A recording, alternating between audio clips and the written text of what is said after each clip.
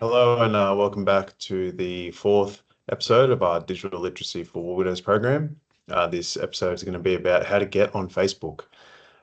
If you have only just found this series and this is the first episode, firstly, welcome. And my name's Dan, and I'm the Executive Support Officer for Families of Veterans Guild.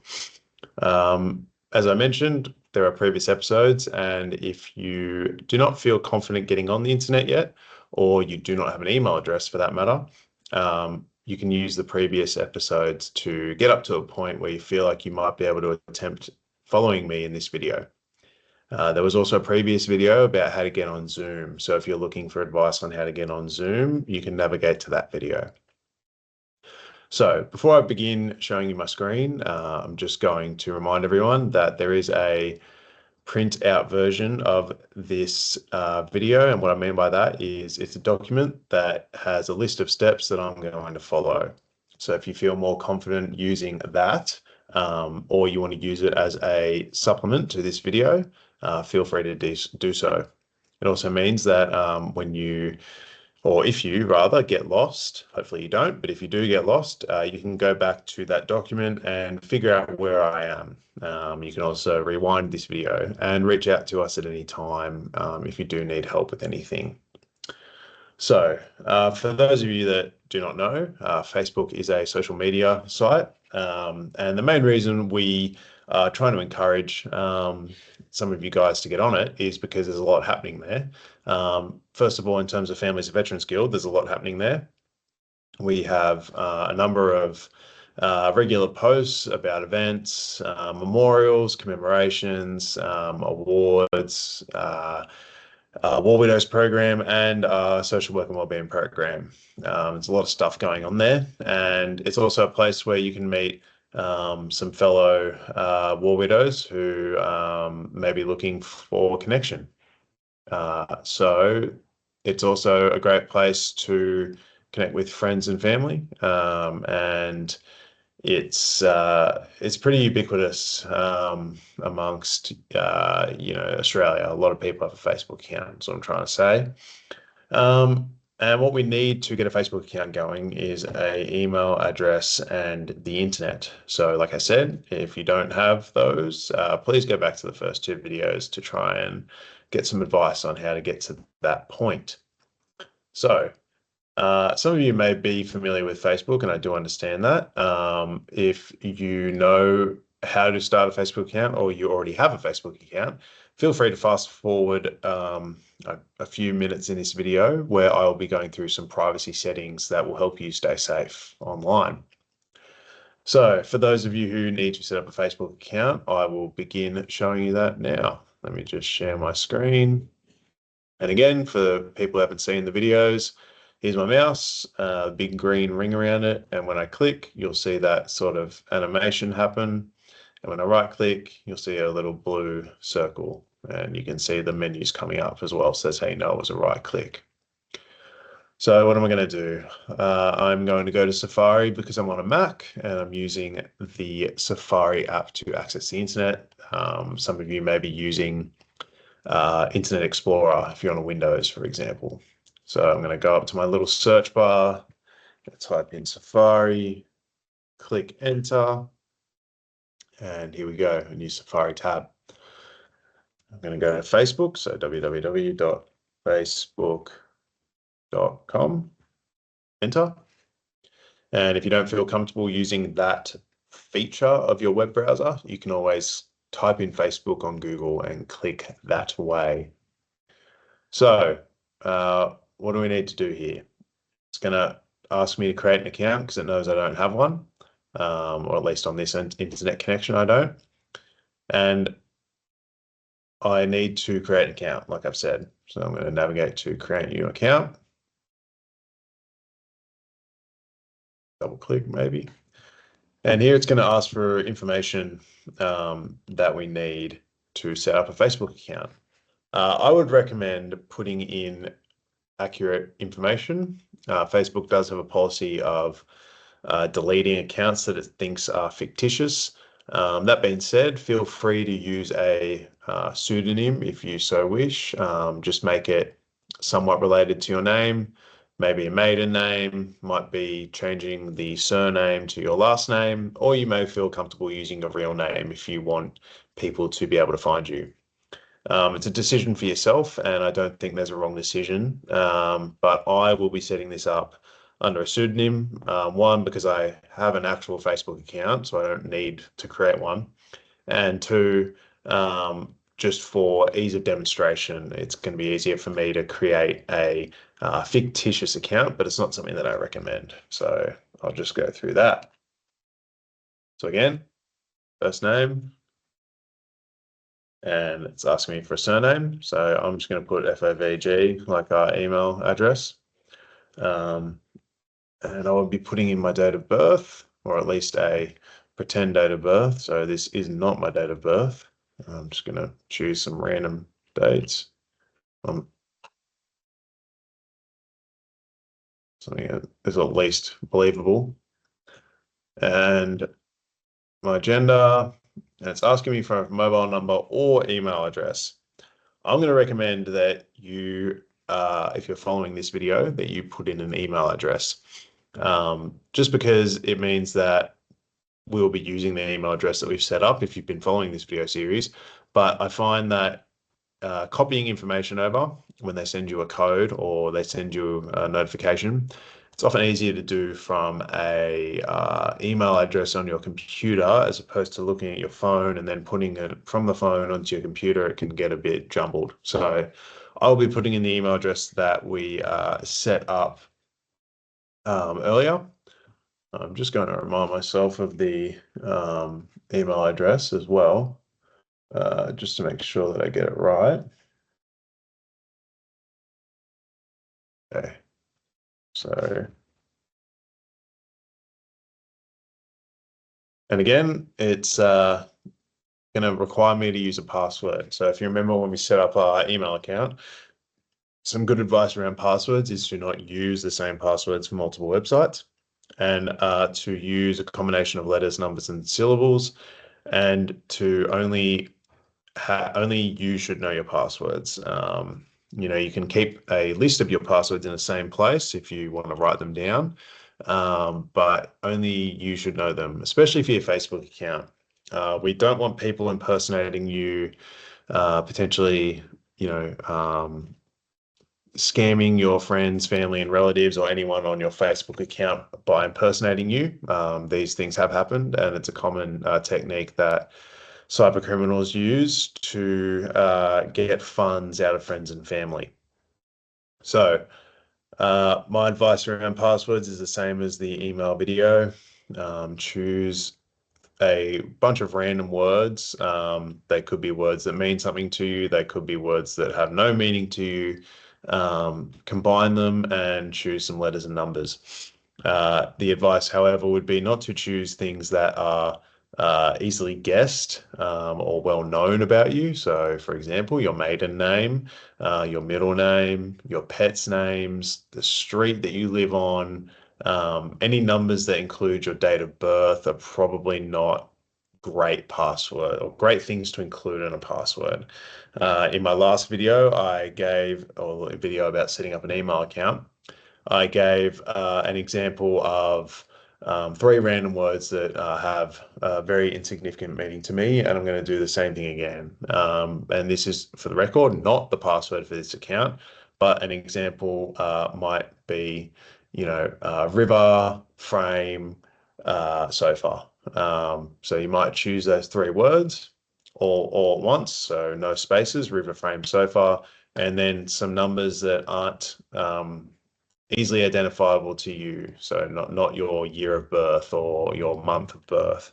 So I might choose the numbers, you know, 4, 2, 9, 5. That has, those numbers have no real meaning to me.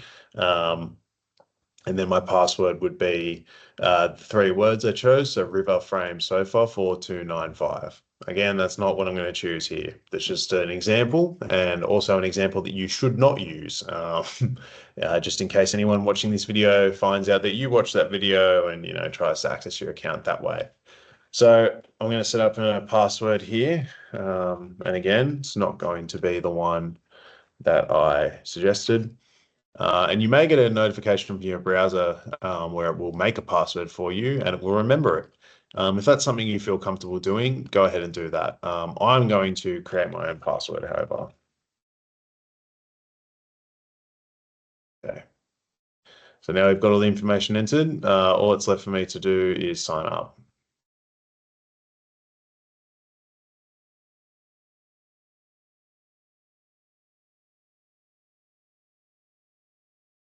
We don't want to save the password. And again, it sent me a code to my email address to confirm. This is something that Facebook does to make stop people making fake accounts, and it's going to require me to go to my email address and check that. So I'm going to go here, at least in Safari. That's the button to make a new tab. And now I've got my new tab. I'm going to go to Gmail. So up here in the search bar or website bar, gmail.com. Enter. And here we go. We can see an email from Facebook, FB12724 is your code. Don't be too worried about this code. It will only last, I think it will say here, it doesn't, but they don't last forever. This isn't a password. I don't think you should share it with anyone, but it's not something you need to write down or keep secure for a long period of time.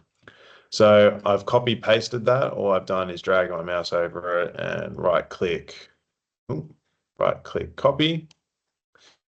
Alternatively, you can just remember that. So 12724, and I'm going to come back here to where it says Facebook, right click, 12724. As you can see, it's already got the FB filled in for me. So I'm going to continue. If you're not getting that email address or you can't find it, I would suggest looking in your spam folder. Okay, so we've successfully confirmed my account. I had to click that a few times, unfortunately. And now it should take me to my Facebook page. So as you can see here, this is a brand new Facebook account. I don't have any friends. I'm not following anything. So there's nothing here, really.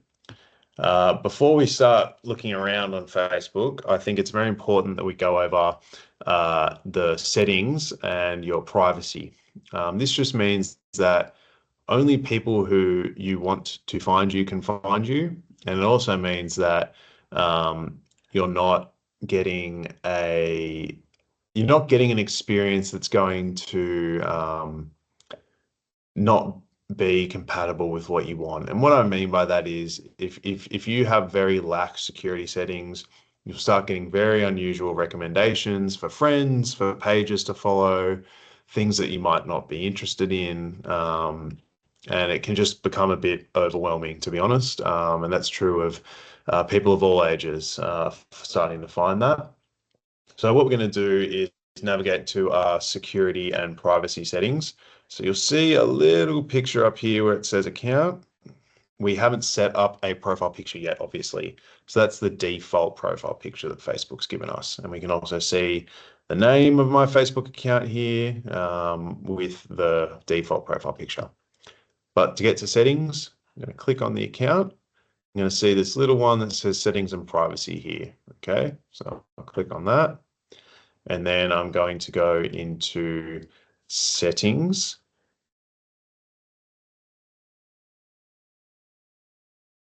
And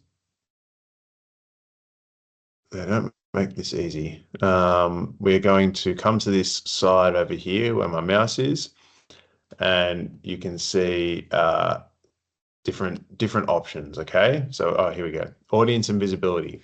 So this is going to control who can see what we share on Facebook, which is what we want to do. So there's a few options here. We can go into posts, and I can choose who do I want to see my posts. A good one is for friends. You do not want it to be public, or I would recommend it not being public.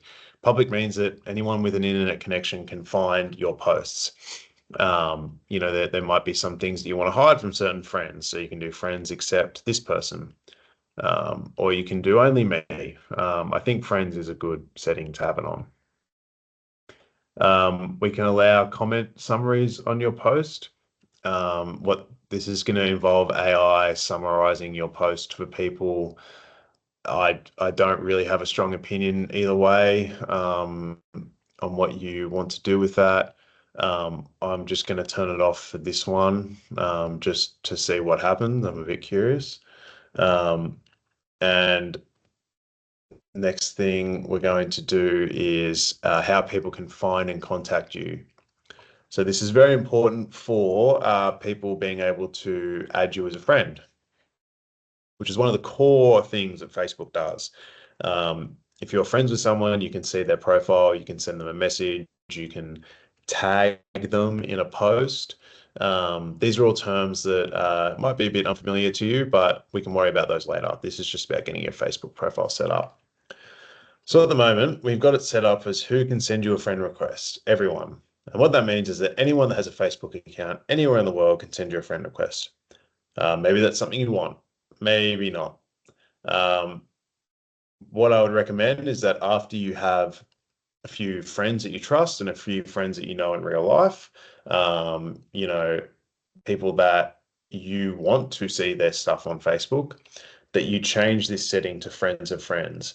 So that means that the only people that can send you a friend request are people who are already friends with your friend, which is going to limit people from on the other side of the world sending you a friend request, for example. But to get your first friend, you kind of have to have this on everyone. And again, who can see your friends list? So if someone goes on your account, can they see who you are friends with? This is probably a good one to change from public. If people can see who you're friends with, they can often figure out quite easily who might be your family, who you spend a lot of time with. And personally, it's not something that I would want any stranger to know. You can change it to only your friends can see who your friends are, only certain people, only me. I'm not going to tell you which one to choose. If you want to leave it public, that's a matter for yourself. But the fact of the matter is that if you leave it public, it's very easy for cyber criminals to insinuate who your children might be, your grandchildren, your brothers, sisters, aunties, uncles, etc. So that's a decision you got to make for yourself. And for me, I'm going to change this to only me. I don't really need my friends seeing how many friends I have or who they are. And again, who can Facebook suggest your profile? So this means when someone else is scrolling Facebook, is your profile going to come up as a friend suggestion for them? You may want that. You may want to find people who have your email address as friends. You may want people who have your phone number to add your email address. But most of the time, it's probably advisable to change this to either friends or no one. This possible connections just basically means that anyone that's encountered your email address, whether you've sent them an email years ago, they've sent you an email years ago, your profile may come up to them on Facebook. That's not always something we want. So I'm going to change this to friends. I'm also going to do that for the phone number. So just make sure you're clicking save when you're doing this as well. You can see I'm clicking there. Some other important questions. Do you want your search engines outside Facebook to link to your profile? This just means very simply, if people Google the name on your Facebook profile, do you want it to come up? Again, a decision for yourself. Personally, no. It just means that it's harder for potential cyber criminals to find your account. So I'm going to go ahead and turn that off. So as you can see here, when this setting is off, search engines will stop linking to your profile, but this may take some time. Who can send you a message request? So a message request is kind of like a friend request, but they're sending a message along with it. So it just means that you might get a notification that someone has sent you a message. You can change the settings. I don't want to receive message requests. That's for pages that I follow. For friends, I just want to, if someone's a friend, they can just chat me. They don't have to request to chat. I know that is a bit hard to understand, but a message request is basically going to go to a different area. It's not going to go to your messaging app. Again, if these terms are a bit unfamiliar, don't stress too much. It's more about getting your account set up today. And again, we've got here for other messages on Facebook, deliver requests to, don't receive requests. So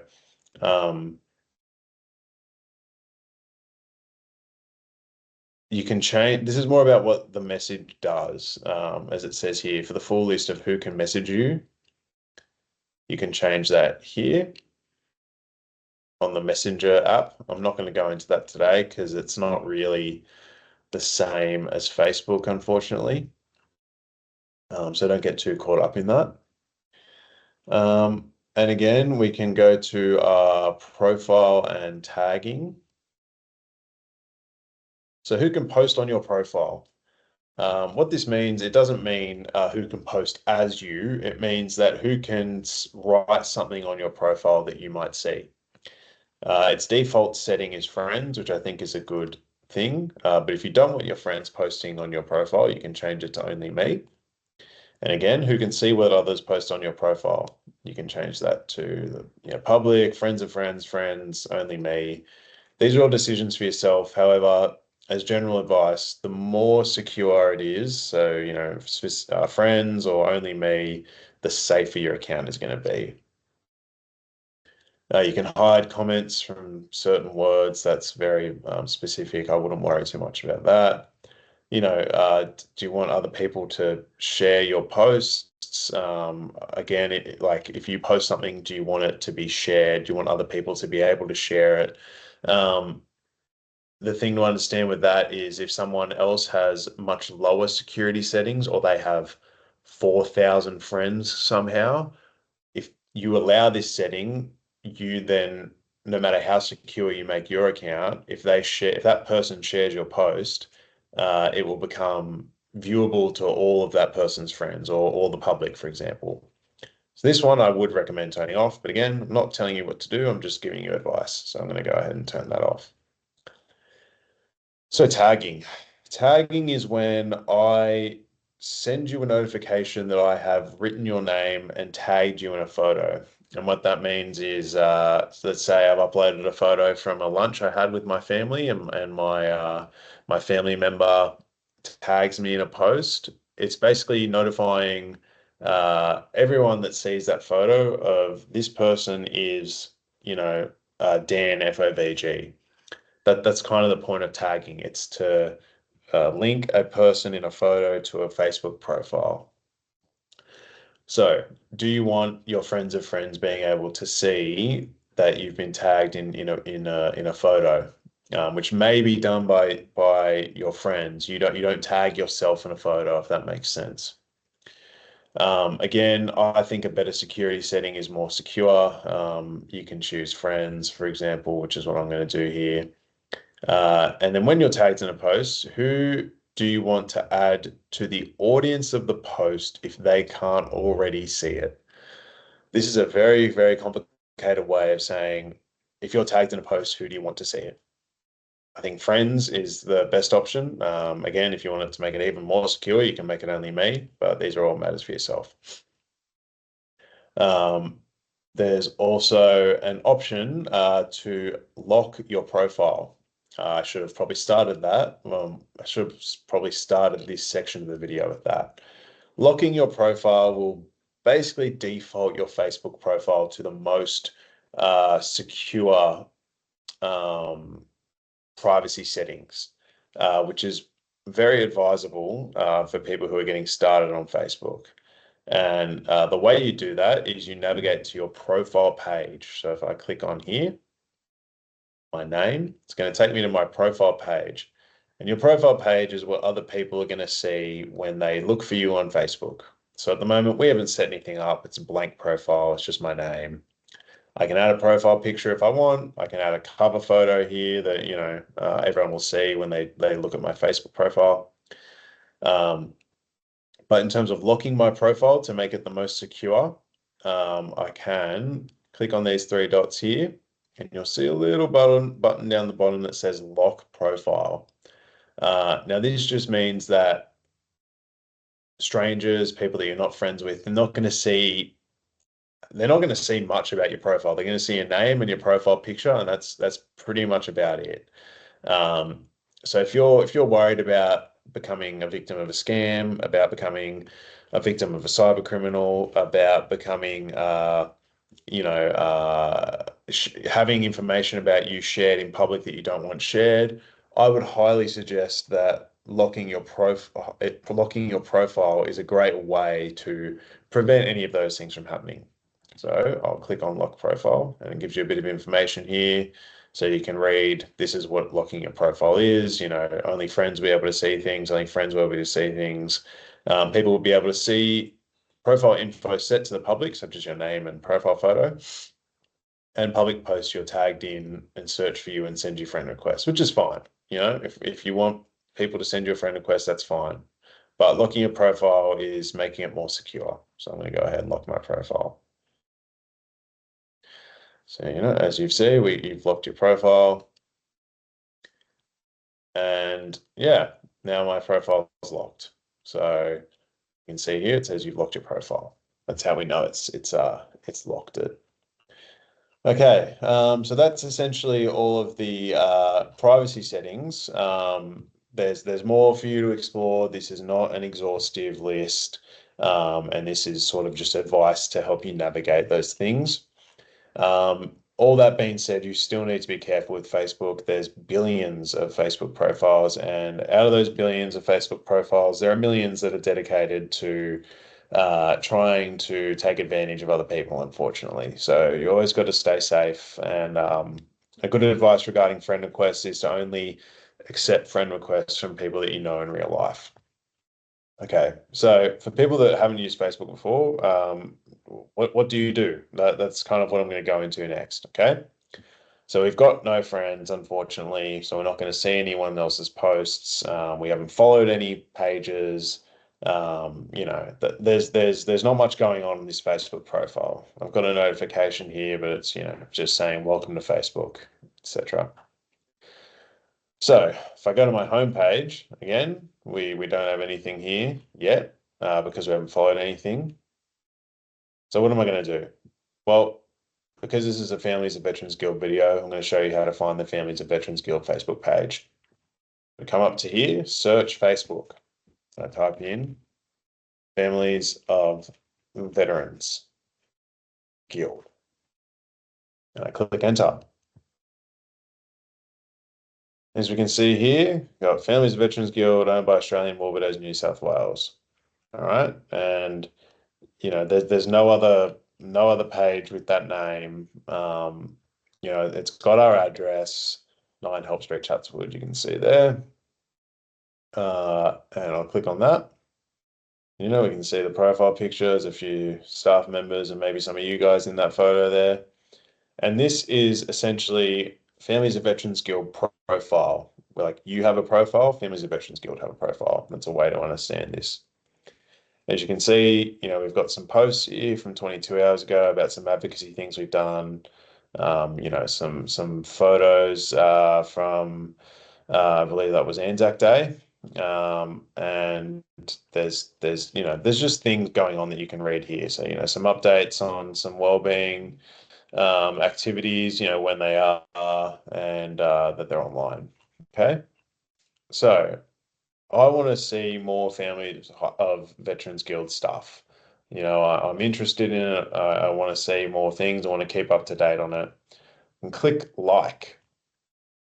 Liking Families of Veterans Guild is going to mean that I see Families of Veterans Guild posts on my homepage, okay? So we come back to home, and it hasn't updated yet.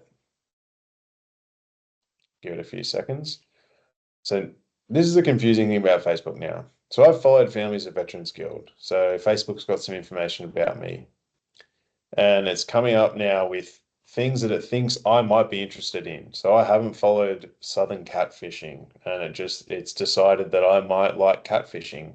So it's showing me that profile. You've got a post by the Australian Federal Police, and like it says here, recommended post. This means that Facebook thinks you're going to like this. You haven't followed this page, for example. These are all just things that thinks I'm interested in. 7 news articles, more catfishing. I don't know what it thinks I'm interested in catfishing. But you just got to remember that about the homepage on Facebook. A lot of the time, it's mostly going to be stuff Facebook thinks you're interested in, and you might be. But just remember that you can see there is a Families of Veterans Guild thing at the top here. But the things you like, the things you follow, the people you're friends with are going to determine what Facebook shows to you, I think is a good way to understand it. Okay, so it's going to be hard to show how to find friends because this isn't a real profile. But for example, if you get a friend request, you will get a notification, which will come up here. There'll be a little one button, and you can respond to those friend requests there. And we've also got Messenger, which is a way to chat to those friends. As you can see, there's no messages here yet, but you may get messages from your friends in this area. This is the Facebook menu. You can make a post, you can do various things here. Don't worry too much about it. The main buttons are going to be your notifications, your profile, and your homepage. If you only want to see stuff from your friends, you can click over here, and you'll get all your friend requests and details about your friends there as well. I will very quickly also demonstrate how you might upload a photo. So as you can see here, add cover photo. You can choose a photo from the photos on your computer. You can choose a photo from photos you've already uploaded to Facebook, or I can upload them from my computer. So if I click upload, it's gonna, basically got to click through your computer menu to find out where it is, okay? Same with the Facebook profile. I click on the little camera and it's going to ask if I want to upload a photo. So again, I find a photo and I upload it. Okay. Making a Facebook post. So there's where it says what's on your mind here. I can add a photo. I can add a live event. I can do a live video if I really wanted to. I'm not sure why I would, but I can, begin typing, letting people know what I'm up to if I want. You don't have to do this. Or if I have a question about something, I can tag my friends, etc. I do encourage you to reach out to any friends or family that you might have that are on Facebook. They're going to give you some advice that I think will be useful, and you may end up adding them as one of your first friends. I would suggest adding someone you know in real life, someone that is potentially a bit more literate on Facebook than you are, because they can give you a lot of good advice about this is where you find this is where these are some of my friends who you might want to be friends with because you know them. The purpose of this video is to not go into all that sort of stuff. Those are things that or decisions that you are able to make on your own. And this process, I guess, was just more about getting you to this point that I'm at with this account. I've made an account. I know how to change my privacy settings. I know how to search for pages. In terms of getting the most use or value out of Facebook, I think speaking to, like I said, speaking to a trusted family or friend is probably going to be your best option. But again, if you don't feel comfortable with that, you're always welcome to reach out to Families of Veterans Guild. So I'm going to stop sharing my screen and just thank you all for watching. This has been the 4th episode, and the last for the moment episode that will be coming out is going to be called How to WhatsApp. The good news is WhatsApp is owned by Facebook, so the process is pretty similar. However, for WhatsApp, you do need a mobile phone number. If you don't have a mobile phone, it is incredibly difficult to get on WhatsApp, if not impossible. A phone number is essentially required to get on WhatsApp, a mobile phone number, that is. The benefit of using WhatsApp is that it's mostly got to do with group messages, and it's also got to do with being connected to a phone number when your phone service might not be available. Now, I appreciate that some of you may be like, what is this man talking about? But essentially, a WhatsApp account means that you always have a phone number that can be used over the internet as opposed to mobile reception. So I guess the best way to think about that is the internet can make a phone call as well through WhatsApp. Whereas if you're in a remote area where there's no phone reception, there may be Wi-Fi, there may be 5G reception, and you can use those to make a phone call. Similarly, when you're overseas, or in a part of Australia where there's no service, like I mentioned. But when you're overseas and you don't have access to your Australian phone number, you can use the WhatsApp phone number, which will be your Australian phone number through the internet. If that has all gone over your head, don't stress too much. We will step it out in detail in the next video. Okay, so thank you for watching, and we'll see you next time.